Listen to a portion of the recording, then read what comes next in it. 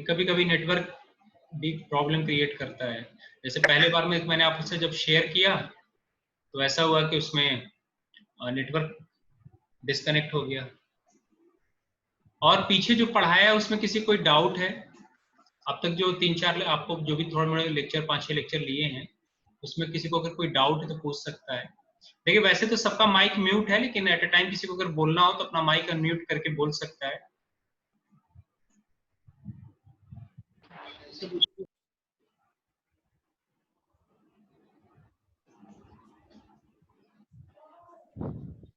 Yes sir, समझ में आ रहा है। अच्छा अच्छा।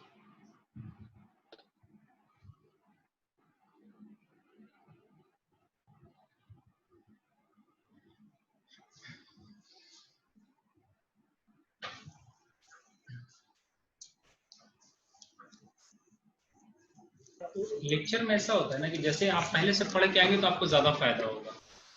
थोड़ा सा रिवाइज करते रहे, जो किताब आपको बताया, जो लेक्चर नोट्स दिए हैं, तो हम लोग शायद जो पढ़ाया था मैंने उसमें मैंने ये बता दिया था आपको बाउंडेड सेट क्या होता है, सुप्रीमम इन्फीमम में अब किसी को डाउट तो नहीं है?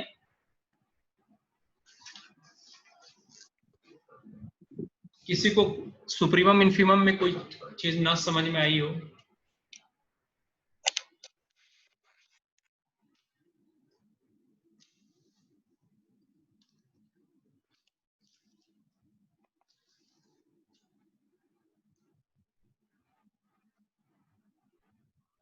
तो 20 पार्टिसिपेंट्स हो गए हैं। लेक्चर मैंने रिकॉर्ड पे भी लगा दिया है।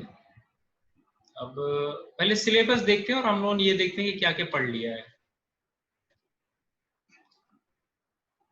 तो मैं स्क्रीन शेयर कर रहा हूँ, जस्ट मिनट।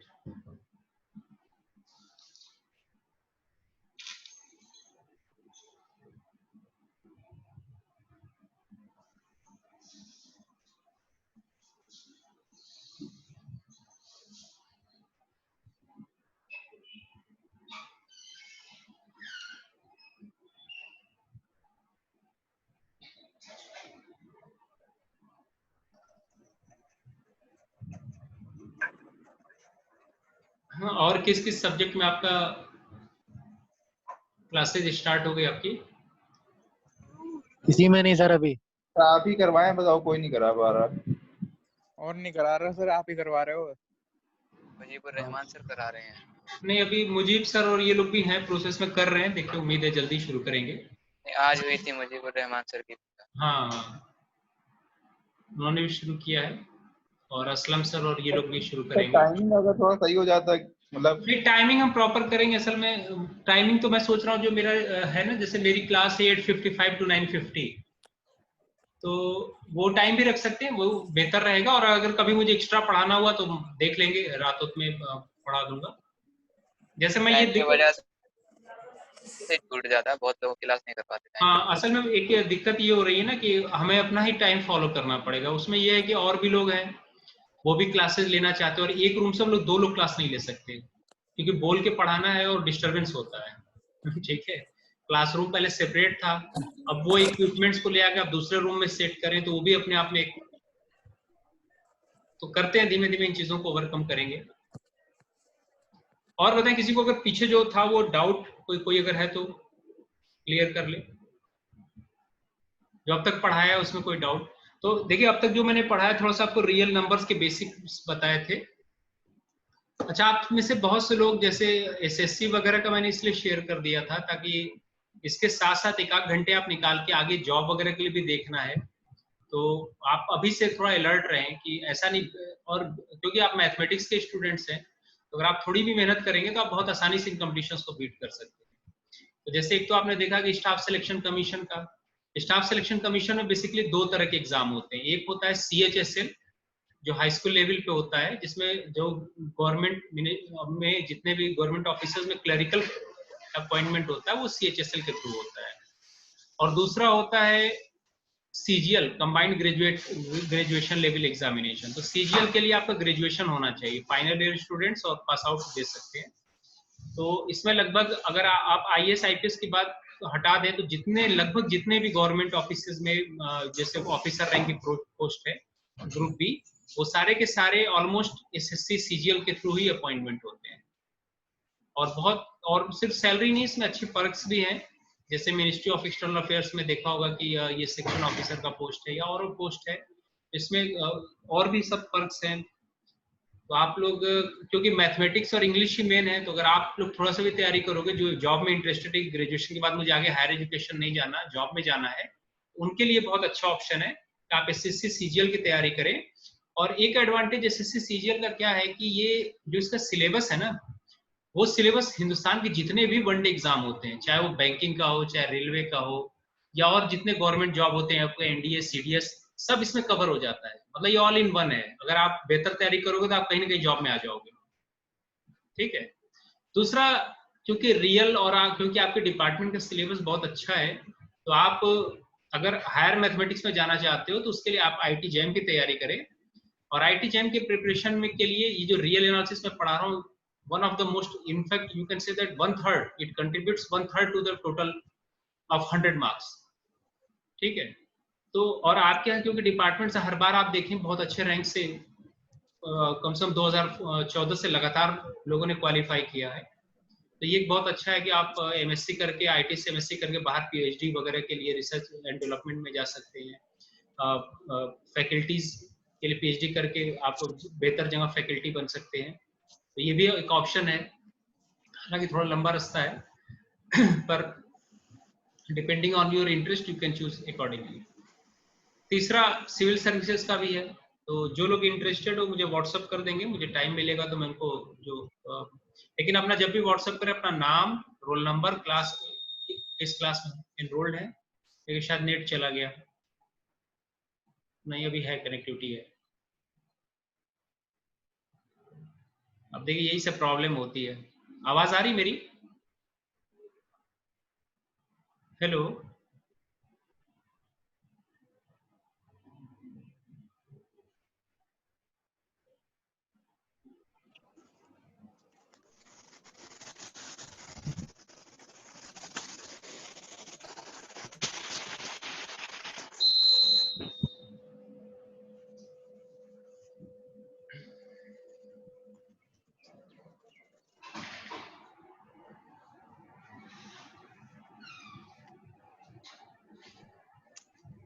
आवाज आ रही मेरी? ये बीच में नेटवर्क प्रॉब्लम हुई थी, नेटवर्क। Yes sir. अच्छा अच्छा, तो हमारा टोटल जो लेक्चर वो नेटवर्क पे डिपेंड है। सर ठीक है, वाईफाई लगवा लो, वाईफाई। वाईफाई सब लगा हुआ है, लाइट चली जाएगी तो क्या करेंगे? सर ये रिकॉर्डेड वीडियो आप विदाउट एडिटिंग डाल दीजिए करिए सर। ठीक है डलवा देंगे। हाँ जी सर। वैसे बेहतर रहे लाइव क्लास करें, बेहतर रहता है, क्योंकि जरूरी नहीं कि हर वक्त मिले, हम रिकॉर्डिंग वीडियो डलवा दें तो शुरू अभी सर थोड़ा सा लेट हो गया ना, तो वो जो छूट गया तो वो मिल जाता है उस पे। और बीच बीच का जो समझ में नहीं आता तो उसमें समझ लेते हैं दोबारा में। ये जी ट्रैवल है।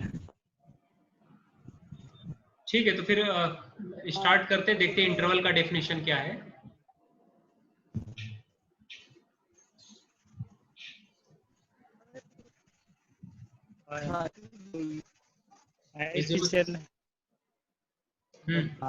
किसी कोई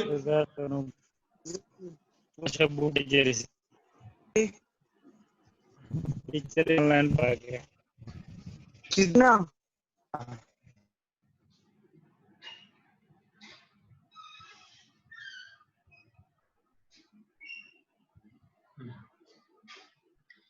तो हम लोगों ने जो अभी तक देखा था वो सुप्रीमम और इन्फीमम का डेफिनेशन देख लिया था कि सुप्रीमम और इन्फीमम किसे कहते हैं, किस तरह ये बाउंडेड सेट में डिफाइन होते हैं।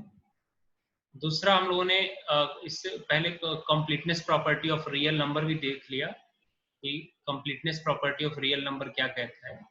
Basically completeness property of R आपके सिलेबस में है, लेकिन मैंने इससे हट के और भी जो नंबर सिस्टम थे उनको अगर आप, तो completeness property of basically real number क्या कहता है कि every bounded subset of R will attain it supremum as well as infimum, है ना। हर एक बाउंडेड सबसेट के पास क्या होगा, सुप्रीमम और इनफीमम होगा।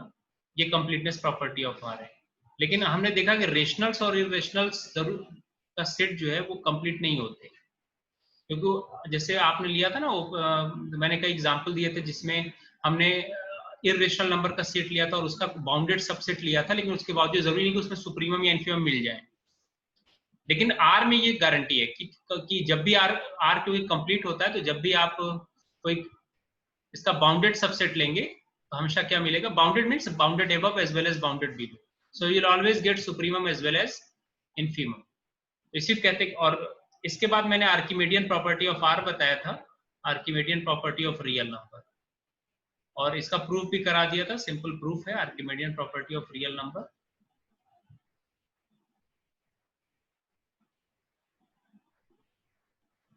और इसकी एक कॉर्लरी कराई थी, और कॉर्लरी में रिकॉल करा दूं कि for every epsilon greater than 0 there exist a knot belonging to set of natural number, this fixed a knot such that 1 by n is less than epsilon, 1 by n is less than epsilon for every n greater than equal to that n knot, है ना। जो भी आप epsilon positive choose करें उसके लिए हमेशा एक ऐसा नेचुरल नंबर मिलेगा n not such that 1 by n is less than epsilon for every n greater than equal to n not.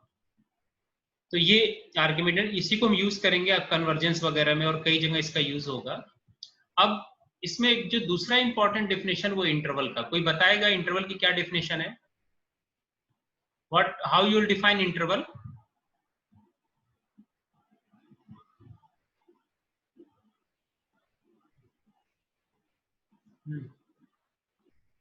Is this an interval? The time between two events is called interval. क्या? जरा फिर से बताएं। Time between any two events is called interval. Basically. Mathematics पढ़ रहा हूँ। पता नहीं ये रिकॉर्डिंग पे लगा है कि नहीं लगा है, एक मिनट जरा चेक कर। हो रहा है, हो रहा है, हाँ सही। तो देखिए टोटल 26 लोग हैं। हाँ, तो मैं ये कह रहा था कि is empty set N interval?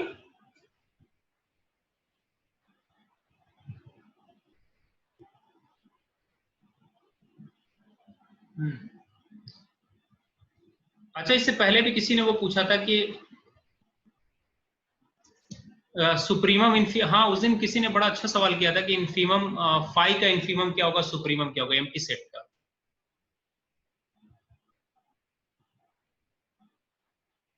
ठीक है, तो जैसे रियल नंबर पे पहले सुप्रीमम इन्फीमम की बात कर लें, यहाँ पे supremum and infimum of empty set, उसके बाद हम फिर इंटरवल पे आएंगे। तो supremum and infimum of empty set की अगर बात करें तो जरा आप डेफिनेशन रिकॉल करें सुप्रीमम इन्फीमम का। पहले इसमें सोचेंगे सुप्रीमम ऑफ फाई जो होगा एम्प्टी सेट वो होता है माइनस इन्फिनिटी। ठीक है, इसे माइनस इन्फिनिटी कहते हैं। और इन्फीमम ऑफ फाई जो होता है वो होता है प्लस इन्फिनिटी। ठीक है, देखिए अगर हम बाउंड की बात करें, अगर सुप्रीमम सपोज करना तो सुप्रीमम किसी सेट का कैसे निकालते हैं? अगर आप डेफिनेशन याद करें तो क्या होता था, लिस्ट अपर बाउंड, है ना, मतलब सारे बाउंड आप निकाले और उनमें से क्या हो जाए लिस्ट अपर बाउंड को हम क्या कहते थे? Supremum. List upper bound minus infinity कैसे होगा? तो अगर एम्प्टी सेट की बात करें, क्योंकि एम्प्टी सेट में कोई एलिमेंट नहीं है तो कहीं पे ये लिस्ट अपर बाउंड वाली डेफिनेशन फेल नहीं होगी। In fact you can say that every real number is going to be its upper bound. So among all lower bound, which one is the least? That will approach to minus infinity. In fact ये असल में जो ये minus infinity लेते हैं ना, ये जो नेचुरल नंबर की जो ऑर्डरिंग होती है, सॉरी रियल नंबर पे जो ये ऑर्डर्ड रिलेशन होता है कि दो रियल नंबर को आप कंपेयर कर सकते हैं, अगर उस सेट में अगर आप इनको R union minus infinity infinity ये ऐड कर लें, इस सिस्टम हम कहते हैं कि सुप्रीमम एम्प्टी सेट का कितना होगा? माइनस इन्फिनिटी, और इन्फीमम कितना होगा? Plus infinity. उसकी वजह ये है कि ये जो डेफिनेशन है ना बाउंड का, अपर बाउंड का डेफिनेशन क्या होता है? सपोज क्या कोई सेट है, so capital M is said to be upper bound if x is less than equal to m for every x belonging to S। Set का हर मेंबर या तो m के इक्वल है या उससे छोटा हो। तो अगर एक भी ऐसा सेट का मेंबर मिल गया जो इससे एक्सीड कर गया तो m अपर बाउंड नहीं होगा। तो ये डेफिनेशन अगर अपर बाउंड नहीं है तो आपको कम से कम एक ऐसा x चाहिए जो इस m से एक्सीड कर जाए, जिसे आप अपर बाउंड कह रहे हैं। तो अब होता क्या है कि एम्प्टी सेट के अंदर अगर आप देखें तो एम्प्टी सेट के अंदर तो कोई एलिमेंट नहीं है, तो कभी भी डेफिनेशन फेल नहीं करेगा। इसका मतलब आप हर एक रियल नंबर को क्या क्लेम कर सकते हो? Upper bound. Is it clear to you? Yes sir. है ना? तो देखो मैथमेटिक्स से प्रूफ करने का बड़ा ये सब इंटरेस्टिंग मेथड है, जैसे जैसे आगे बढ़ूंगा तो ये बताऊंगा। तो अब क्योंकि ऐसा कोई नंबर नहीं मिला जो कि आप जैसे मैं 2 को सुप्रीमम क्लेम कर रहा हूँ, सॉरी 2 को अपर बाउंड, तो 2 भी अपर बाउंड क्योंकि ऐसा कोई नंबर नहीं मिल रहा है इस सेट 5 में जो इसको इससे 2 से एक्सीड कर जाए। या अगर मैं 3 को क्लेम करता हूं तो 3 भी इसका अपर बाउंड होगा। तो इनफैक्ट क्या होगा कि सारे के सारे रियल नंबर इसके अपर बाउंड होंगे।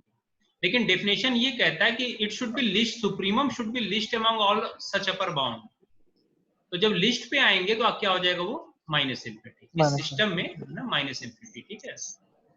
हालांकि इन्फिनिटी और माइनस इन्फिनिटी आर के पार्ट नहीं होते हैं, बताया था, क्योंकि रियल नंबर क्या होता है, ओपन इंटरवल क्या लिखते हैं, माइनस इन्फिनिटी टू इन्फिनिटी। लेकिन अगर आप एक्सटेंडेड रियल नंबर सिस्टम में इसको कंसीडर कर लो और ऑर्डरिंग ले लो कि माइनस इन्फिनिटी इन्फिनिटी से छोटा है, तो उस केस में बहुत से लोगों ने ये नोटेशन अडॉप्ट कर रखी है, ठीक है।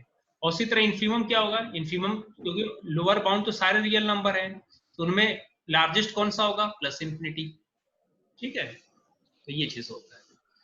तो इसे लेकिन इन जनरल हम जो बातें करते हैं सब नॉन ट्रिवियल चीजों पे करते हैं ना, मतलब नॉन एम्प्टी सेट। इसलिए देखा होगा हमेशा बुक में नॉन ट्रिवियल चीजों पे डिस्कशन करते हैं, तो हमेशा क्या लेते हैं, नॉन। जैसे completeness property of real number की जब हम बात करते हैं तो हमें हमेशा लिखा होगा, आपको बुक में देखेंगे, every non empty proper subset of R, every non empty bounded subset of R will always have supremum as well as infimum. या कुछ बुक्स में ऐसे लिखते हैं कि every non empty upper bounded above, every non-empty bounded above subset of R will always have supremum, and every non-empty bounded below subset of R will always have infimum. So that is called as completeness property of real number. But my question is that is a set of rational is complete? क्या set of rationals complete है? चलिए मैं जो पीछे पढ़ाया जरा revise करूं, क्या set of rationals complete है?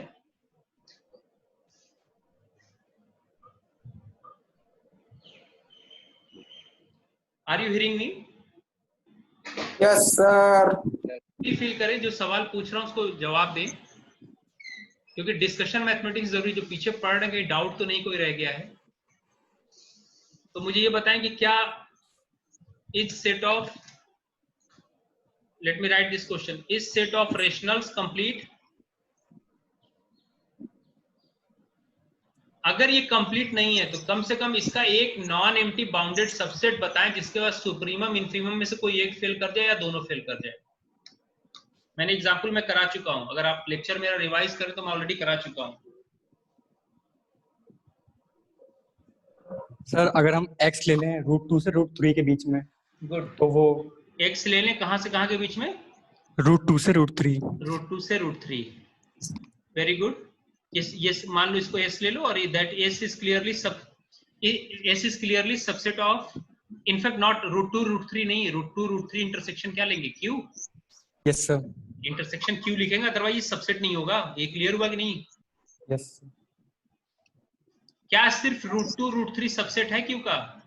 क्या ये मैं लिख सकता हूं?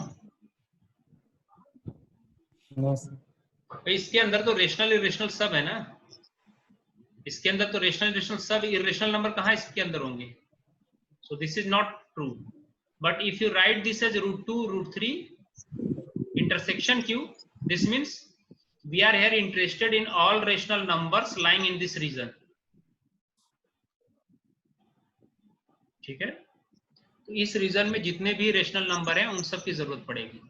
ये सर तो ये सबसेट हो जाएगा, लेकिन ये सबसेट नहीं होगा, क्योंकि डेफिनेशन आपका सबसेट का क्या है, ये सबसेट बी का कब होता है, जब ए के सब हर एक एलिमेंट बी के अंदर मौजूद हो। अगर एक एलिमेंट भी ऐसा ए में मिल गया जो बी में नहीं है, तो ये रिलेशन ट्रू नहीं है कंटेनमेंट का। तो यहाँ अगर सिर्फ आप इस तरह लिखेंगे तो इसके अंदर रेशनल इरेशनल सब होंगे, and irrationals are not members of this one. So this is not true. So always try to write in this way. Now this is clearly bounded because its diameter is finite. ठीक है, √3 minus √2 इसका diameter है, ये finite है. So this is truly bounded. But look, if you are looking its supremum and infimum in R, then it will be supremum will be √3 and infimum will be √2.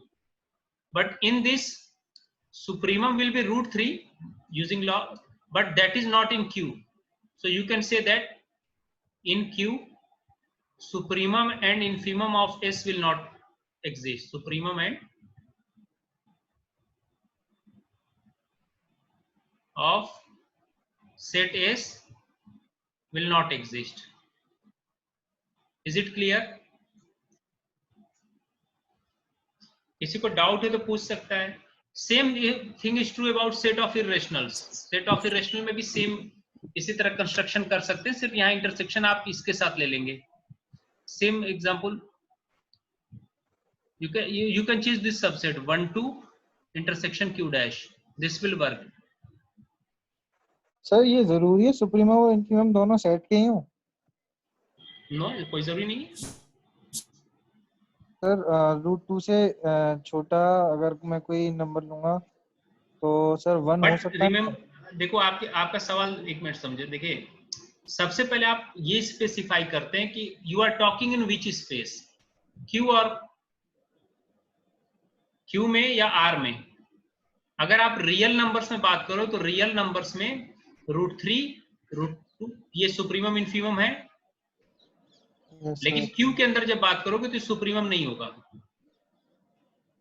ठीक है, तो उसी तरह अगर हम इरेशनल में बात करें तो जो आपको सुप्रीमम इन्फीमम मिलना चाहिए वो इरेशनल होना चाहिए. ठीक है सर, है ना. लेकिन यहाँ क्या होगा, इसका सुप्रीमम इन्फीमम अगर आर में देखो तो 2 है सुप्रीमम, लेकिन क्यू डैश में देखेंगे तो क्यू डैश में नहीं होगा ना 2. बात समझ में आ गई. But this is bounded set and it has no supremum. तो आपकी कंप्लीटनेस प्रॉपर्टी फेल कर गई. So only this guarantee, the set which you will find complete is R. Whenever you take R, any bounded non-empty subset of R, it will always have supremum as well as infimum. वो उस set के अंदर भले ना हो लेकिन R के अंदर जरूर होगा. जैसे मैं ये कह रहा हूँ कि जैसे अगर मैं R में बात करूँ सेट ऑफ रियल नंबर में, तो सेट ऑफ रियल नंबर में ये S कितना होगा, सेट ओपन इंटरवल 1 2 है. तो ये बताओ इसका सुप्रीमम कितना है, 2 है. 2 इस सेट का मेंबर नहीं लेकिन R के अंदर तो है. Yes sir. ठीक है. इन्फीमम कितना होगा, 1. लेकिन अगर यहीं पे मैं तो since every subset of every bounded non-empty subset of R has supremum as well as infimum, therefore set of real number is complete. बात समझ आ गई.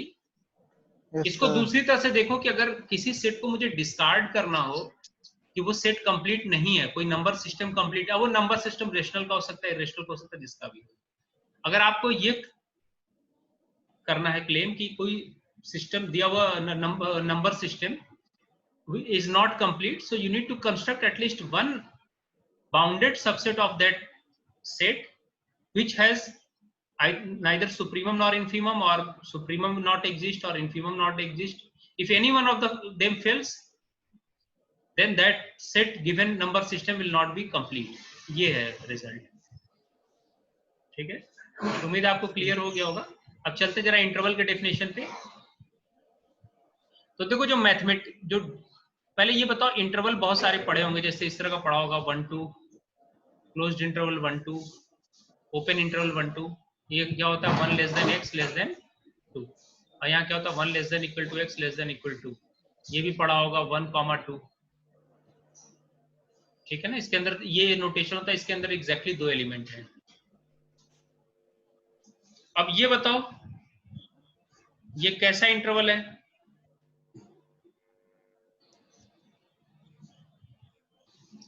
See, this one is union of interval but not an interval. ये interval नहीं है combinedly. This you can call union of interval but not an interval. तो इसका मतलब कुछ तो स्टैंडर्ड डेफिनेशन होगी. यूनियन, या ये भी अगर लोग इसको 1 2 union 5 6, so these are not intervals.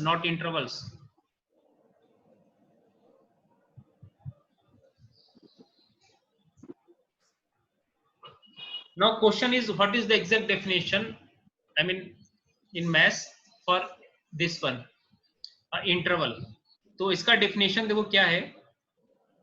Let me write it. Definition is, suppose S is some subset of R, we say that,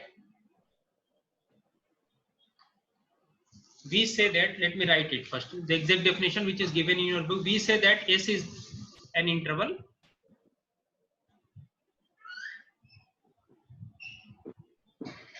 if for A be belonging to set S and A less than X less than B, this implies X also belongs to S. Now try to understand this definition कि जब भी A और B set के दो member हैं और कोई ऐसा X है जो A और B के बीच में है, तो वो भी उस सेट के अंदर होना चाहिए. अब यहाँ पे देखो, अगर आप A को ले लो 1.5, अब B को ले लो आप कितना 5.5 ले लो, ठीक है.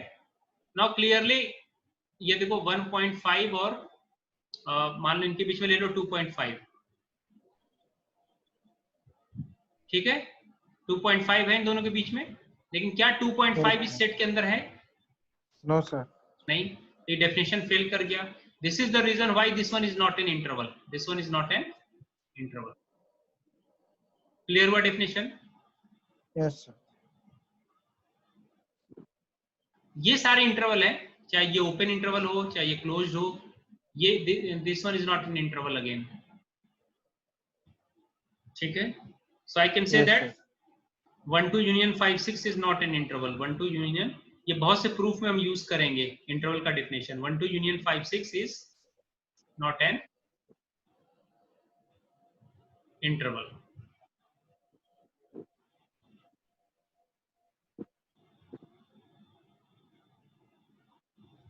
ठीक है.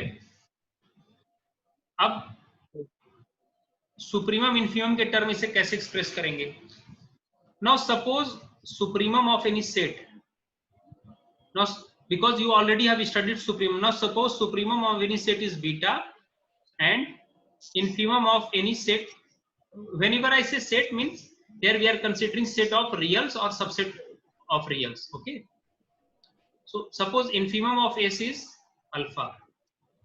Suppose there is a bounded set which supremum and infimum exist, then this set can be of this type. Either it will be open interval alpha beta, or it can be closed at alpha and open at beta, or it can be closed at alpha and closed at beta, or it can be of this type alpha and beta, depending whether alpha belongs to S or not.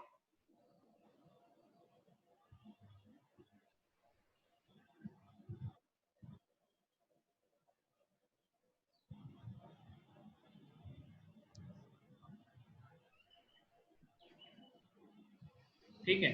And remember that length of interval, whenever say I say, actually here we are talking with respect to usual metric, and usual metric is governed by this one, mod of x minus y.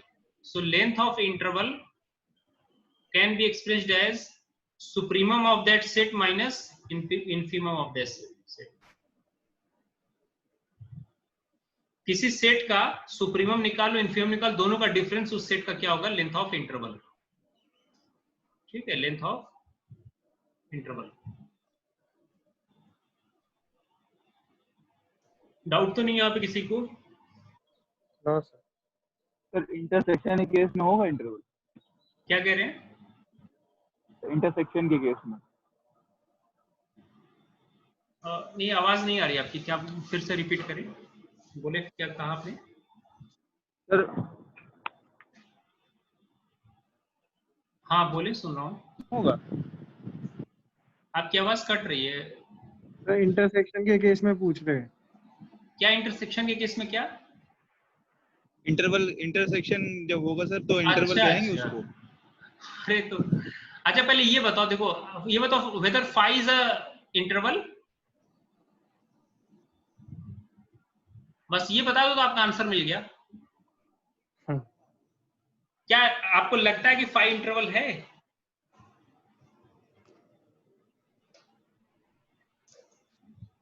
No sir. हाँ क्यों नहीं? Definition लिखा हुआ, जरा बताओ क्यों नहीं phi interval होगा? क्या कहीं फेल कर रहा है भाई? डेफिनेशन ये कहता है कि, अच्छा मैंने डेफिनेशन लग रहा है वो पेज हटा दिया क्या? एक मिनट, इससे जस्ट पहले जो मैंने एक्सरसाइज नहीं करेगा, ए और बी। हाँ देखो, हाँ अब जरा ये बताओ कि whether phi is an interval. जरा इस डेफिनेशन से आप देखो, सोचो कुछ देर, जो ग्रीन से मैंने डेफिनेशन लिख रखा है इसको आप सोचें। तो ये डेफिनेशन क्या कहता है? whenever two such A and B are there, whenever, if means यहाँ whenever, जब भी है ना, जब भी ऐसे दो A और B मिल जाए जो ये रिलेशन फुलफिल करते हो, तो ये जो X मिलेगा वो भी उसी सेट के अंदर होना चाहिए। लेकिन अगर आपको ऐसे A और B मिले ही नहीं कि डेफिनेशन फेल करे, सो ट्रिवियली दैट इज एन इंटरवल। बात मेरी समझ में आई? सर एक बार और बताइए। मैंने ये कहा, देखो ये डेफिनेशन क्या कहता है, इंटरवल डेफिनेशन। एस को कब आप इस सेट एस को सब जो आर का सबसेट से इंटरवल कब कहोगे? कि जब भी ऐसा हो कि जब भी दो ए और बी उस सेट से उठाया, उसके बीच में कोई एक्स है, तो वो एक्स भी उसके अंदर होना चाहिए, सेट के अंदर। ये था ना, जैसे यहाँ तो ए 1.5 लिया था, बी 5.5 लिया था, 2.5 था ये एक्स, लेकिन ये एक्स इसके अंदर नहीं है जी, है ना। तो अब मेरा क्वेश्चन ये था, क्या empty set, whether empty set is an interval? तो अगर एम्प्टी सेट, देखो इसको इस तरह सोचो, अगर एम्प्टी सेट इंटरवल नहीं है तो कम से कम एक ऐसा एलिमेंट मिलना चाहिए जो ये डेफिनेशन वायलेट कर रहा हो। Now can you suggest at least one x which fills this definition? No भाई, ऐसे ए और बी ही नहीं मिल रहा है कि एक्स मिले, so trivially it is an interval. So remember phi is an interval. सोचेंगे इस पे, जो डेफिनेशन मैंने बताया है नेक्स्ट क्लास में मुझसे दोबारा डिस्कस कर लेंगे। ये जो ट्रिवियल चीजें हैं ना, थोड़ा सा भी स्टार्टिंग में आपको कोई इन पे जरा गौर करें, इन डेफिनेशंस पे। ये सारी चीजें डेफिनेशन से रिजेक्ट की जाती है। देखो अगर फाई इंटरवल नहीं होता तो कम से कम हमें एक ऐसा एक्स बनाना होता, एक ऐसा एलिमेंट जो उस फाई के अंदर ना हो। लेकिन जब ऐसा एलिमेंट ही नहीं मिल रहा तो ये डेफिनेशन फेल तो करेगा नहीं। So trivially phi is an interval. ठीक है, अब इनका क्वेश्चन, आपका क्वेश्चन ये था, जस्ट वेट,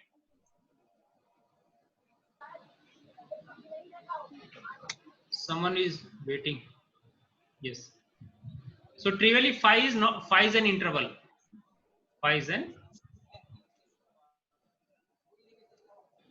तो phi का और सिंगलेटन एलिमेंट का लेंथ जो होता है ना, 0 होता है। लेंथ क्या होता है कह सकते हैं? बेसिकली लेंथ जो है ना, ये सिंगलेटन एलिमेंट का तो लेंथ 0 हो जाए, क्योंकि सिंगल एलिमेंट वही सुप्रीमम वही इंफीमम होगा, और फाई का एज्यूम किया जाता है 0 होगा। तो -2 इंफिनिटी नहीं होगा क्या? माइनस इंफिनिटी से माइनस इंफिनिटी। हाँ यही मुझे लग रहा था आप यही बोल रहे हैं। ठीक है, तो फाई का बेसिकली जो असल में सारी चीजें ना ये नॉन ट्रिवियल केसेस में डिस्कस करते हैं। तो फाई का लेंथ जो है, लेंथ ऑफ, अगर इसे आप इंटरवल एज्यूम करें तो क्योंकि इसमें कोई एलिमेंट नहीं है तो इसको एज्यूम करते हैं कि फाई का जो लेंथ है वो 0 होगा। ठीक है ना, हमेशा याद रखें कि फाई और सिंगलेटन का तो समझ में आ गया, क्योंकि इसमें सुप्रीमम भी वही है और इन्फीमम भी वही है। लेकिन ये जो सुप्रीमम इन्फीमम का डेफिनेशन है ना, ये सब नॉन एम्प्टी सेट के लिए होता है। तो ट्रिवियल केसेस में डायरेक्टली आप ये अज्यूम कर लें कि फाई और ये असाइन किया जाता है, इनका लेंथ कितना हो जाएगा 0। ठीक है, अब आते हैं, अब हाँ ये जो सवाल पूछा था इन्होंने, ये पूछा था कि इंटरसेक्शन के बारे में क्या कहेंगे, कि whether intersection of two interval क्या होगा। Now look at in general, suppose you are provided with A B intersection C D, मानो मैं 2 ओपन इंटरवल ले लेता हूँ। ठीक है, तो क्या क्या चॉइसेस बनेंगे? अगर मान लो ए बी कंटेंट है सी डी में, इसका इंटरसेक्शन क्या हो जाएगा? सी डी हो जाएगा, ए बी हो जाएगा, छोटा वाला आ जाएगा इंटरसेक्शन में, is it? if AB is contained into CD, then this intersection is equal to, अच्छा चलो आप नहीं समझा, नंबर ले लो, ए बी हो जाएगा। तो हाँ ए भी हो जाएगा आसान। AB हो जाएगा, so that is again in interval clearly. Now suppose both are disjoint, suppose there is nothing common, so you will get 5, is Phi. it? Phi is again in interval, अभी Yes, sir. बताया आपको। And suppose A is less than C is less than B is less than D, अगर कुछ इस तरह से है तो इंटरसेक्शन में क्या आ जाएगा? मान लो ये A है, ये A और B है, और देखो यहाँ पे C है और ये D है, तो इंटरसेक्शन में यही तो पोर्शन आएगा। C B. तो ये कितना हो गया? Again if A is less than C is less than B is less than D, then again you will get open interval C to B, and this is again in interval. Yes, sir. So in all cases you will get interval. Interval. ठीक है? Similarly you can discuss other cases. So remember intersection of two interval is again an interval. But Sir, union of two intervals need not be an interval. Interval. हाँ, आप बताएं क्या पूछ रहे हैं? हाँ नहीं सर, ये यूनियन वाले पूछ रहे थे। हाँ, so union of two interval need not be an interval. Union of two intervals need not be an interval. अगर सर सबसेट होगा तो इंटरवल हो जाएगा। नहीं सब क्या यूनियन? हाँ यूनियन में अगर सबसेट है तो इंटरवल हो जाएगा। वेरी गुड, ठीक है। अभी देखो ये सब डेफिनेशन ना बहुत, ये सब बेसिक पॉइंट्स हैं, और अभी आगे जो प्रूफ आएंगे ना, जब आप इंटरवल की डेफिनेशन समझे रहोगे तो आपको प्रूफ बहुत आसान लगेगा। अभी जैसे पोल्जानो-वेस्टासेस थ्योरम का प्रूफ कराऊंगा और ये सब, तो वो ये सब जो आप बेसिक अंडरस्टैंडिंग आपकी अच्छी होगी। अब ये completeness property of real number हम लोग क्यों कराते हैं? क्योंकि बहुत बाउंड जहां भी मिलेगा वहां हमेशा सुप्रीमम क्लेम कर सकते हैं, इन्फीमम क्लेम कर सकते हैं। तो इसीलिए completeness property of real number ये कहता है कि आर कंप्लीट है। क्यों? क्योंकि इसके हर एक बाउंडेड नॉन एम्प्टी सबसेट के पास क्या है? Supremum as well as infimum. ठीक है, समझ में अगर आ रहा है तो नीचे देखो रिएक्शन का साइन होता है, वो जरा देते रहें ताकि ऐसा ना लगे आप लोग सो रहे हैं, क्योंकि ऑनलाइन क्लास में मुझे नहीं मालूम आप लोग, या कुछ लोग मालूम चला कि ऐसा कर लें कि ऑनलाइन क्लास पे तो खुद को अपनी तो वीडियो म्यूट कर ली है, सॉरी ऑफ कर दी है, और उसके बाद खुद चले गए सोने के लिए। तो बीच बीच में जरा आवाज देते रहें। 1 मिनट में देखूं कौन कौन है ऑनलाइन इस वक्त, कितने लोग हैं? 21 लोग हैं इस वक्त।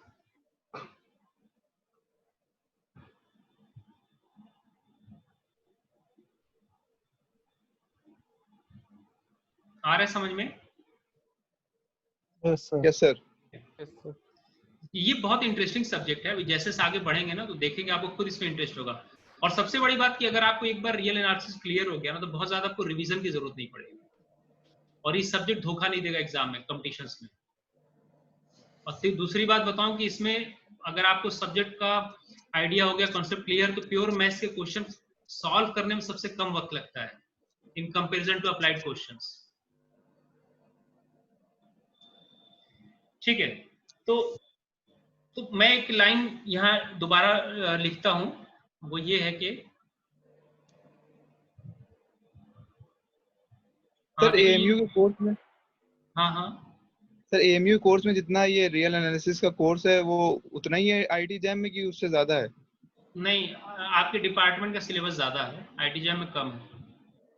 तो मतलब अगर अपना सिलेबस कवर करेंगे तो उधर हो जाएगा? सफिशिएंट है, कुछ भी नहीं छूटेगा। आपके डिपार्टमेंट सिलेबस का आधा है, मतलब जो आपको बीएससी में कराया गया ना वो तो 70% है, 80%। लेकिन रियल एनालिसिस में रीमान और फंक्शन और ये सब जो है ना, जो फंक्शन का कन्वर्जेंस वगैरह वो एमएससी में, वो नेट में आता है, वो आपको नहीं है। इस वजह से इस बार सिलेबस आपका रीडिजाइन किया गया है, और आईटी जैम का टोटल सिलेबस इसमें इंक्लूड हो गया इसी सेमेस्टर में। थोड़ा मोड़ा 20% जो बचता है वो आपको नेक्स्ट सेमेस्टर में है। मेजॉरिटी रियल एनालिसिस का 80% ऑलमोस्ट आप इसी सेमेस्टर में कंप्लीट कर लोगे। हम लोगों ने इस बार इसको शिफ्ट कर दिया क्योंकि नुकसान हो रहा था अभी तक बच्चों का। वो अक्सर होता क्या था कि एग्जाम जनवरी या फरवरी में हो जाते थे और बच्चे पढ़ते थे उसको मार्च अप्रैल में, तो इस वजह से सिलेबस रिशफल हुआ और हम इसे 5th सेमेस्टर में लिए। ठीक है, तो अब 1 मिनट मुझे स्क्रीन शेयर करने दें। तो देखिए यहाँ पे, हाँ, क्या मैं ये लिख सकता हूं कि every bounded set is a subset of a closed interval of finite length? Can I right this? Every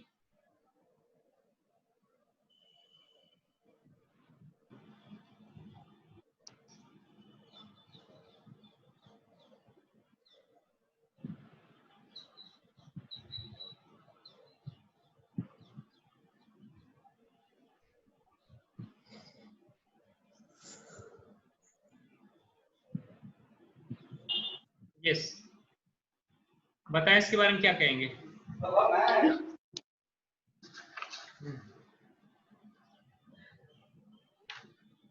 sir bounded set तो ओपन भी हो सकता है। हाँ हाँ बिल्कुल। सर ये तो नहीं लिख सकते ना ये।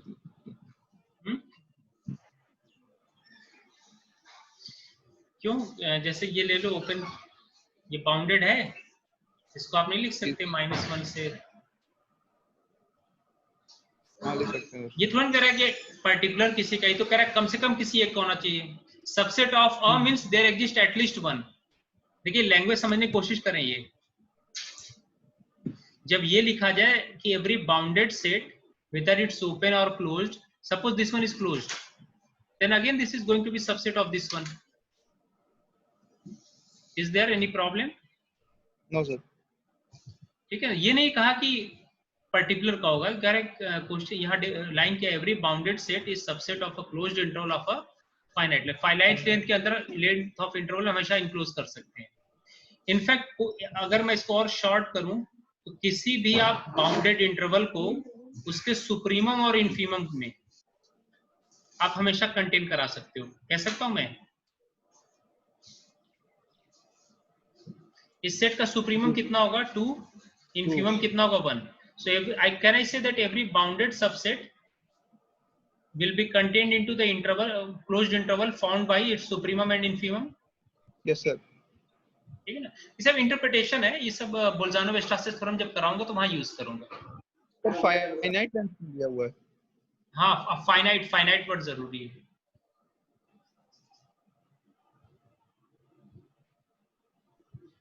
ठीक है, अब इसके बाद हम आएंगे काउंट। थोड़ा सा मैं अब देखो, अब काउंटेबल और अनकाउंटेबल सेट। सर मैं मतलब यही पूछ रहा था, हम फाइनाइट लेंथ क्यों लिया हुआ है? ये एक्चुअल में ना जो डायमीटर, ये फाइनाइट मैंने यहाँ क्यों लिखा है, बहुत अच्छा सवाल है। बेसिकली जो सेट बाउंडेड है कि नहीं, ये सब अगर देखेंगे इंटरप्रिटेशन तो ये तो उसमें डील होता है। अभी आपको जैसे एक डेफिनेशन हमने बताया बाउंड का, दूसरा डेफिनेशन जो हम डिफाइन करते हैं वो डायमीटर के फॉर्म में डिफाइन करते हैं सेट का, कि कोई सेट बाउंडेड है कि नहीं अगर उसका डायमीटर फाइनाइट है। तो अगर डायमीटर फाइनाइट है तो सेट बाउंडेड, ये सेकंड डेफिनेशन है। ठीक है, और यहाँ ये इसको यूज करना है बेसिकली इसमें बोल्जानो-वेस्टासेस थ्योरम पे जब मैं पहुंचूंगा तो वहां पे इसको यूज करूंगा। अब काउंटेबल और अनकाउंटेबल, थोड़ा सा मैं ब्रीफ स्केच दे देता हूं इसका कि काउंटेबल और अनकाउंटेबल सेट से हम क्या समझते हैं, और फिर कल वाले लेक्चर में इसको डिटेल में इसका प्रूफ बताऊंगा, काउंटेबल एंड अनकाउंटेबल सेट। अब देखो क्वेश्चन ये आता है, जैसे अगर आपसे कहा जाए, एक बहुत सिंपल सा क्वेश्चन है कि अच्छा ये बताओ, ये एक लाइन है सपोज के 0 और 1 लेंथ का, 1 यूनिट लेंथ का, और एक दूसरा लाइन है ये है -5 से 5 लेंथ का। अब ये बताओ रियल नंबर्स किस पे ज्यादा होंगे? तो कह नहीं सकते हो। रियल नंबर्स किस पे ज्यादा होंगे? -5 से 5 वाले में। दिखने में क्या लग रहा है कि तो कह नहीं सकते सर कितने ज्यादा होंगे। क्यों? तो क्योंकि 0 से 1 में इनफाइनाइट नंबर होंगे, -5 से 5 में भी इनफाइनाइट नंबर। ये तो पूरा कंटेन करेगा, उसके अलावा और एक्स्ट्रा भी आ जाएंगे -5 से 5 वाले में। अभी आपकी सेट थ्योरी क्लास शुरू नहीं हुई है। सेट थ्योरी में देखो यही पूरा जो सबसे इंटरेस्टिंग टर्निंग पॉइंट है ना मैथमेटिक्स में, वो एक मैथमेटिशियन था कैंटर, वो उसी की देन थी। हालांकि कैंटर्स ने जो देखो जब तक ये ट्रांसफाइनाइट नंबर की थ्योरी नहीं आई थी तब तक लोग ये कहते थे कि इन्फिनिटी को हम कंपेयर नहीं कर सकते, मतलब सेट उस कार्डिनलिटी वर्ड तो बेसिकली यूज करते हैं फाइनाइट सेट के लिए, और जो एग्जैक्ट टर्म होता है इनफाइनाइट सेट के लिए वो होता है ट्रांसफाइनाइट नंबर, है ना। वो भी आप सेट थ्योरी में डिटेल पढ़ोगे, मैं थोड़ा सा यहाँ एक आइडिया दे देता हूँ कि ट्रांसफाइनाइट नंबर तो इन्फिनिटी, तो कैंटर ने ये कहा था कि इन्फिनिटी सेट में भी हम कंपैरिजन कर सकते हैं कौन से छोटे कौन से बड़े। जैसे उसने ये कहा था कि सेट ऑफ नेचुरल नंबर और सेट ऑफ रियल नंबर में किसमें एलिमेंट ज्यादा होंगे, तो सेट ऑफ रियल ज्यादा होते हैं। अच्छा, सेट अब थ्योरी ये से सर अभी पहले सुनो, पहले कुछ क्वेश्चंस मैं रेज कर रहा हूं, जरा उसको समझो और फिर जो थ्योरी जो बाद में प्रूफ की गई उसको समझो, तब आपका यहाँ से कंफ्यूजन दूर होगा। ये कहा गया कि कार्डिनलिटी रियल नंबर्स का सेट ऑफ नेचुरल नंबर से, पहले तो ये कहा जाता था कि सेट ऑफ नेचुरल और आर की कार्डिनलिटी सेम है, ठीक है। कुछ लोगों ने मतलब ये कहा कि इनफाइनाइट सेट है, हम इसे कंपेयर नहीं कर सकते। जैसे यहाँ पे दिया ना कि इसमें ज्यादा दिख रहा है इसमें कम दिख रहा है क्योंकि ये इसका सबसेट होगा। जब आप इनफाइनाइट सेट में आओगे तो इनफाइनाइट, अच्छा ये बताओ कि सेट ऑफ नेचुरल नंबर और set of integers N Z में कंटेंट है ना। सेट ऑफ नेचुरल नंबर मतलब 1 2 3 1, यस सर, यस और ये हुआ आपका -1 0 1 2 2 3। हाँ, तो ये बता कौन किस में कंटेंट होगा, ऑब्वियसली एन जेड में कंटेंट है। जी सर। कार्डिनलिटी किसकी ज्यादा हुई, जेड की। जेड की। लेकिन आप सेट थ्योरी में यहां से बहुत इंटरेस्टिंग चीज पढ़ोगे कि दोनों कार्डिनलिटी सेम होती है। फाइनाइट का चक्कर होगा सर। हाँ, तो ये बेसिकली सब जाता है कैंटर्स को। कैंटर्स को उसके कलीग जो है ना पागल कहते थे ये मैथमेटिक्स की बीमारी है। उसका हिस्ट्री उठा के पढ़ना कभी आप हो, क्योंकि उसकी थ्योरी बहुत सालों तक लोगों को समझ में नहीं आई थी। इवन उसके कलीग भी जो थे उसे फिर बाद में धीमे धीमे लोगों ने अप्रिशिएट करना शुरू किया और यहीं से पूरी सेट थ्योरी अगर आप देखोगे तो जैसे ये बड़ा उसने मतलब ये बहुत इंटरेस्टिंग क्वेश्चन है कि एन जेड का सबसेट है लेकिन दोनों की कार्डिनलिटी सेम है। यहाँ कार्डिनलिटी को ट्रांसफाइनाइट नंबर के टर्म में, तो यहाँ रियल नंबर की आप पढ़ोगे कि रियल नंबर की कार्डिनलिटी जो होती है वो होती है अलिफ नॉट, ये स्टैंडर्ड इसके लिए कार्डिनलिटी इसकी, और नेचुरल नंबर की जो होती है, सॉरी इसकी नेचुरल नंबर की अलिफ नॉट होती है, अलिफ नॉट या अलिफ नल भी कुछ बुक में लिखते हैं इसको। अलिफ नॉट इसकी कार्डिनलिटी को, नेचुरल नंबर कार्डिनलिटी को अलिफ नॉट कहा गया, और इसकी कार्डिनलिटी को 2 टू द पावर अलिफ नॉट या कंटिन्यूअम कहा गया। कंटिन्यूअम वर्ड यूज करते, क्या सी भी यूज करते कंटिन्यूअम। और ये बताया गया कि अलिफ नॉट जो होता है, ये जो नंबर है ये बेसिकली 2 टू द पावर अलिफ नॉट या कंटिन्यूअम से छोटी होती है। तो ये सब आप मैपिंग लेके सब सेट थ्योरी में आपको कराया जाएगा, जब असलम सर कराएंगे इसका डिटेल बताएंगे। फिलहाल मैं ये बता दूं कि दोनों का आंसर है कि दोनों पे same number of real numbers हैं। दूसरा क्वेश्चन ये पूछता है कि Q और QC में किसमें ज्यादा, सेट ऑफ रेशनल और सेट ऑफ इरेशनल में किसमें एलिमेंट ज्यादा होंगे। अब यहां से देखो सोचना करो, सोचो इस पे कि सेट ऑफ रेशनल्स और इरेशनल्स, तो हम बात क्या लगता है क्या है, सेट ऑफ रेशनल ज्यादा होंगे या सेट ऑफ इरेशनल्स? सेम होंगे सर। सेम होंगे क्योंकि ऊपर सेम होंगे इसलिए। नहीं सर, रियल नंबर मतलब 2 पार्ट में डिवाइड कर सकते हैं। हाँ, लेकिन मेरा वो क्वेश्चन नहीं है ना, मेरा क्वेश्चन तो ये कि सेट ऑफ रेशनल इरेशनल में किसकी कार्डिनलिटी ज्यादा। चलो अभी कार्डिनलिटी वर्ड से डिनोट कर दे, अभी ट्रांसफाइनाइट नंबर हटा दो, तो बाद में ये प्रूफ करोगे कि सेट ऑफ इरेशनल ज्यादा होते हैं। डायगोनल थ्योरम से प्रूफ करेंगे सेट ऑफ इरेशनल्स रेशनल से बड़े ज्यादा होते हैं, इसकी कार्डिनलिटी ज्यादा होती है। इनफैक्ट सेट ऑफ इरेशनल्स और रियल नंबर की कार्डिनलिटी सेम होती है, मतलब दोनों की 2 टू द पावर अलिफ नॉट होती है, जिसे कंटिन्यूअम कहते हैं। तो ये सब पूरी सारी चीजें सेट में पढ़ोगे, सेट थ्योरी में। सर ये इन दोनों की इक्वल कैसे हो गई, ये और एक बार और बता दीजिए। अरे इसी में तो पूरा सब्जेक्ट डेवलप हुआ है, पूरा आपको 5th सेमेस्टर जो सेट थ्योरी यही तो समझाना है पूरे थ्योरी में। तो पहले 3 यूनिट यही है। चलो मैं यहाँ थोड़ा बेसिक एक आइडिया दे देता हूँ, ठीक है सर। हाँ यहाँ देता हूँ, लेकिन मैंने क्वेश्चन रेज किया था कि आप जानो ना कि मतलब अब तक जो हमने पढ़ के आए थे कि दिखने में इसमें ज्यादा लग रहा है इसमें कम लग रहा है, लेकिन बाद में क्या निकला कि दोनों पे नंबर ऑफ एलिमेंट तो सेम है। तो वहीं पे टर्म, हाँ वहीं पे टर्म हुआ। चलो अभी तो मैं मैपिंग से प्रूफ करा देता हूँ। वहीं पे टर्म क्वाइन हुआ काउंटेबल और अनकाउंटेबल। जो बेसिक काउंटिंग सेट है ना, जो जैसे जब ह्यूमन इवोल्यूशन और जो काउंटिंग सेट है वो नेचुरल नंबर्स को कहते हैं। तो जिन चीजों को आप नेचुरल नंबर से बाइजेक्टिव मैपिंग में एसोसिएट कर सको वो चीजें क्या होती है, काउंटेबल। और जिसे न कर सको वो अनकाउंटेबल। तो ये भी और क्लियर होगा। पहले मैं थोड़ा सा तो मैंने पेज डिलीट कर दिया, चलो अच्छा कोई बात नहीं। पहले थ्योरी जरा सुन लो, फिर मैं कल वाली क्लास में आपको इसका प्रॉपर प्रूफ कराऊंगा। जैसा अभी मैंने ये कहा था कि ये 0 से 1 है, और इनफैक्ट ऊपर ये पूरा नंबर लाइन ही ले लिया पूरे। मान लो रियल लाइन पे कितने पे नंबर ज्यादा होंगे या इस वाले इंटरवल पे नंबर ज्यादा, रियल नंबर किस पे ज्यादा होंगे? अब ये बताओ सेम होंगे तो प्रूफ कैसे करेंगे? देखो तरीका क्या होता है इसका। पहले ये आप इस पे आ जाओ कि फाइनाइट सेट में, जब फाइनाइट सेट होता था तो हम कार्डिनलिटी की बात जब करते थे, तो देखो पूरी जो मैं बार बार कहता हूँ ना, कैलकुलस आप अच्छे से रिवाइज कर लो। तो उसकी वजह ये कि अगर आपको फंक्शन, जो भी हम मैथमेटिक्स में चीजें एक्सप्रेस करते हैं ना, वो फंक्शन की हेल्प से करते हैं। तो फंक्शन अगर आपको क्लियर है, फंक्शन की अंडरस्टैंडिंग अच्छी है, तो आपको रियल एनालिसिस का 50% वैसी चीजें आसान हो जाती है।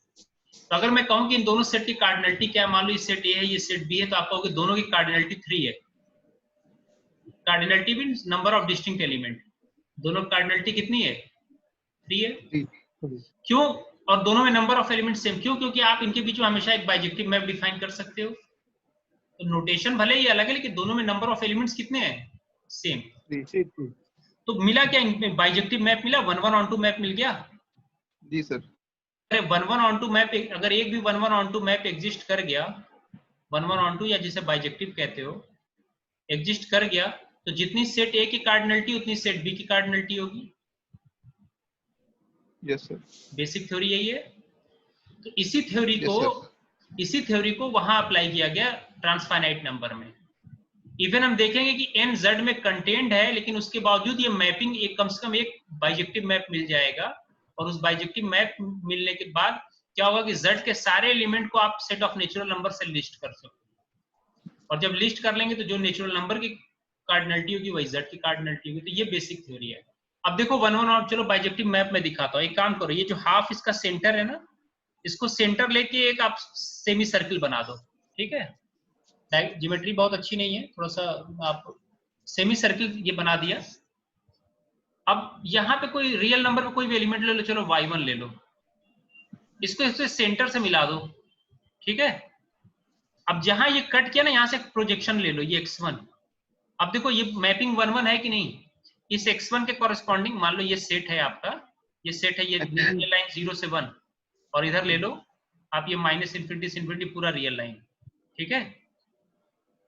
तो क्या हुआ यहाँ पे 1 1 के लिए क्या होना चाहिए? डोमेन का हर एलिमेंट अलग अलग मैप होना चाहिए। फंक्शन के लिए तो डोमेन का कोई एलिमेंट छूटना नहीं चाहिए। तो यहाँ अगर आप x1 ले रहे हो तो ये किस पे मैप हो गया? y1 पे। फिर तो कोई दूसरा नंबर बताओ यहाँ पे, इसको ज्वाइन मान लो ये, चलो पहले बाइजेक्टिव ऑन टू देख लो, यहाँ कोई y2 लिया और उसके कॉरेस्पॉन्डिंग यहाँ प्रोजेक्ट कर दिया, ये आपको x2 मिल गया। तो यहाँ पे क्या हर y2 के लिए क्या है? x2 है। तो मैपिंग देखो, और इस तरह अगर आप एसोसिएट करो तो मैपिंग 1 1 ऑन टू दोनों है। तो मैपिंग क्या मिल गया? बाइजेक्टिव है कि नहीं? बाइजेक्टिव 1 1। तो इसका मतलब क्या हुआ? जितने इस सेट पे जितने इस लाइन पे नंबर रियल नंबर्स, उतने रियल नंबर्स इस पे होंगे। हाँ, इमेज मिल रही। Yes sir. तो इसको ज्योमेट्री समझने की कोशिश करें, सिर्फ दिखने से नहीं होता। यहाँ जो इनफाइनाइट सेट की थ्योरी है ना, वो बहुत अलग है। देखो यहाँ पे इनफैक्ट दिख रहा है, इसको प्रूफ करूंगा कि इनफैक्ट nz का सबसेट है, उसके बावजूद दोनों में नंबर ऑफ एलिमेंट सेम है। Containment is a different thing. Containment के लिए तो इसका हर एलिमेंट इसके अंदर होना चाहिए, लेकिन जब कार्डिनलिटी की बात आएंगे, जिसे आप इनफाइनाइट सेट में ट्रांसफाइनाइट नंबर कहते हो, तो वो दोनों की कार्डिनलिटी क्या होगी? सेम। Yes sir. ठीक है? तो वो मैपिंग के थ्रू प्रूफ करेंगे। उसमें कई डिफरेंट रूल्स हैं, श्रॉडर, बर्स्टीन और क्या, मुझे एग्जैक्टली नाम याद नहीं, लेकिन बेसिक आइडिया यही है। वो सेट थ्योरी सर आपको पढ़ाते हैं, आपको बताएंगे। तो मुझे यहाँ पढ़ाना है काउंटेबल और अनकाउंटेबल सेट। तो अब से याद रखें कि even infinite set can be compared. देखो 9-10 तक के बच्चों को नहीं बताया जाता, तो वहां ये बता दिया जाता है कि हाँ दोनों में इनफाइनाइट नंबर ऑफ एलिमेंट्स है, हम उन्हें कंपेयर नहीं कर सकते। लेकिन अब जब आप रियल एनालिसिस में ये थ्योरी फर्दर डेवलप हो चुकी है, even a set with infinite elements can be compared. जैसे set of rationals has cardinality lesser than set of irrationals, set of natural number has cardinality lesser than set of reals. ठीक है? तो कैंटर्स ने mainly infinite theory के पे work किया था, और उसने ये बताया था कि ये अलिफ नॉट जब भी होगा 2 टू द पावर अलिफ नॉट से छोटा होगा। तो ये सब थ्योरी हम सीखेंगे कि करके। तो ये उसका बेसिक आइडिया था। तो अब ये है कि मैं यहां से क्या कहना चाह रहा हूं कि हम काउंटेबल और अनकाउंटेबल को कैसे समझेंगे। तो काउंटेबल मैं कल इसका प्रॉपर डेफिनेशन लिखवाऊंगा, आज सिर्फ आप इतना देखें कि ये काउंटेबल सेट मीन्स काउंटेबल में दो तरह के होंगे, या तो finite, every finite set is countable, दूसरा काउंटेबल इनफाइनाइट। जैसे मैं एग्जांपल दे रहा हूं, जैसे ये ले लिया सेट 1 2 3, ये फाइनाइट है, और यहाँ पे इनफाइनाइट, काउंटेबली इनफाइनाइट, इसे वर्ड बेसिकली यूज होता है काउंटेबली इनफाइनाइट। जैसे आपका सेट ऑफ नेचुरल नंबर हुआ, सेट ऑफ इंटीजर्स हुआ, ये सारे सेट ऑफ रेशनल्स हुआ, काउंटेबल है। अनकाउंटेबल में आएगा real number, set of real number, set of irrationals, है ना, ये सब क्या आएंगे, अनकाउंटेबल सेट में आएंगे। तो uncountable sets are always infinite, लेकिन इनफाइनाइट तो ये भी सेट होते हैं, इनफाइनाइट तो ये भी सेट है, लेकिन इनफाइनाइट होने के बावजूद ये क्या है, काउंटेबल। अब इसे किस थ्योरी पे, किस बेस पे डिस्टिंग्विश करें और कैसे पहचानेंगे कि कोई दिया हुआ सेट काउंटेबल है कि नहीं। तो याद रखो, जो नेचुरल काउंटिंग सेट है ये आपका काउंटिंग सेट कहलाता है, काउंटिंग सेट, है ना। तो अगर किसी भी सेट को चेक करना whether that set is countable और नॉट, तो आप सेट ऑफ नेचुरल नंबर या इसके सबसेट के साथ, इसका सबसेट ये सबसेट 1 2 से लेके अप टू ये जे फाइनाइट जे, इसके साथ अगर 1 1 ऑन टू मैपिंग में दिखा दो ना, तो उस सेट क्या हो जाएगा, काउंटेबल। जैसे मान लो इस सेट को मुझे काउंटेबल दिखाना, मान लो यहाँ पे ले लो ए बी है, ए कॉमा बी कॉमा सी, तो मैं ये सेट बना सकता हूँ 1 2 3, 1 को ए पे मैप करा दिया, 2 को बी पे मैप करा, 3 ये 1 1 ऑन टू मैप मिल गया, so this set is going to be countable. या दूसरा ऐसा सेट जिस काउंटेबल मतलब जिसे आप नेचुरल नंबर से लेमन टर्म में बात करें, so countable means those set which you can list with the set of natural number, जिनकी आप नेचुरल नंबर से ऑर्डरिंग कर सकें, नेचुरल नंबर से आप एग्जॉस्ट मतलब जिनको आप लिस्ट कर सकें। अगर कोई ऐसा सेट है तो क्या कहलाएगा, नेचुरल नंबर। जैसे whether set of even integers countable, मेरा क्लेम है set of even integers countable होगा। कैसे, चलो, तो सेट ऑफ नेचुरल नंबर के साथ क्या मैं सेट को लिस्ट कर सकता हूं, एक काम करो, सेट ऑफ नेचुरल नंबर हुआ 1 2 3 4, ये चलेगा। Set of even natural numbers कौन कौन सा होगा, 2 4 6 8, ये चलेगा।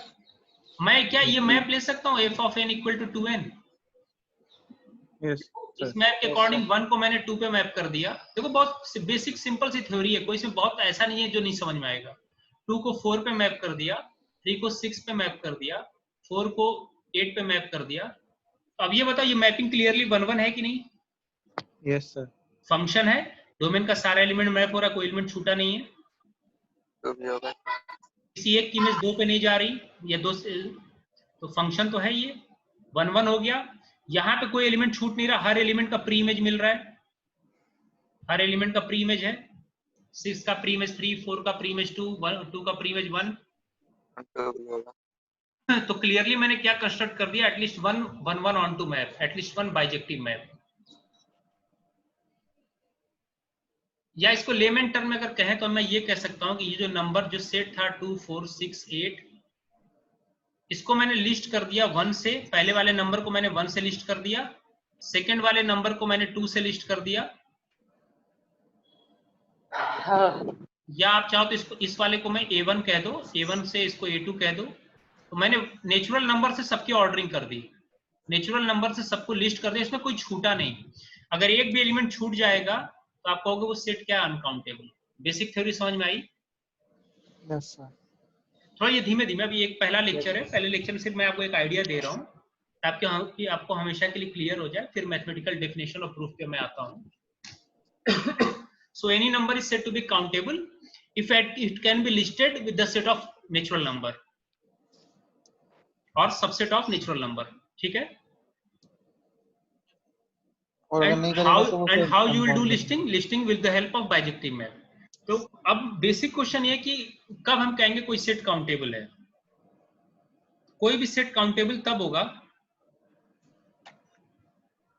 मान लो कोई भी मुझे सेट दे रखा है, अगर ये सेट काउंटेबल है, अगर ये सेट काउंटेबल है तो मैं सेट ऑफ नेचुरल नंबर से उस सेट पे कम से कम एक ऐसा मैप डिफाइन कर सकूं जो बाइजेक्टिव, मुझे एक मैप की जरूरत है, जरूरी नहीं कि हर मैप बाइजेक्टिव हो, कम से कम एक भी ऐसा मैप मिल गया जो सेट ऑफ नेचुरल नंबर से उस पर्टिकुलर सेट पे अगर एक बाइजेक्टिव मैप मैंने बना लिया तो सेट एस क्या हो जाएगा, काउंटेबल।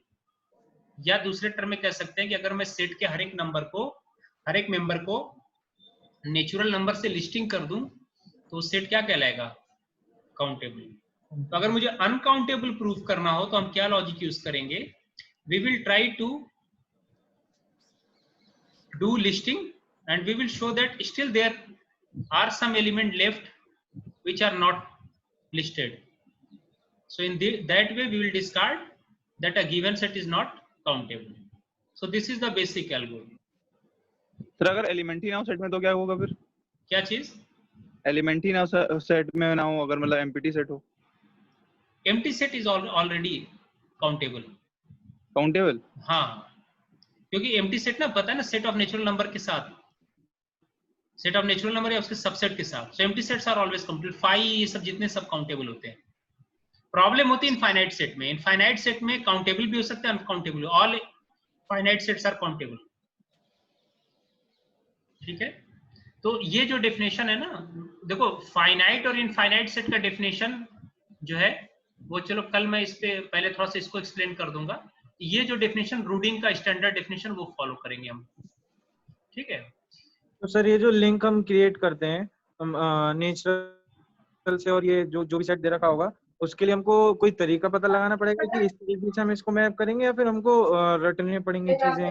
नहीं, कुछ रटना नहीं है, मैथमेटिक्स में कुछ भी रटी नहीं जाती, बस थोड़ा सा पेशेंस की जरूरत है, और लेक्चर एंड होते होते आपको सब कुछ समझ में आ जाएगा। अभी तो ऐसा नहीं, ये होता है ना कि देखो पहले आप क्या पढ़ना चाह रहे हो, तो पहले आप एक ओवरव्यू हम लोग क्यों देते हैं सब्जेक्ट की स्टार्टिंग में, ताकि आपका सब्जेक्ट में इंटरेस्ट बना रहे। अगर मैं डायरेक्ट अगर आपको थ्योरम प्रूफ पे आ जाऊं ना, वो कोई मुझे दिक्कत नहीं है, लेकिन होगा क्या क्या बीच में ये किसी का माइक ऑन है, जरा इसे ऑफ कर लेंगे अपना माइक।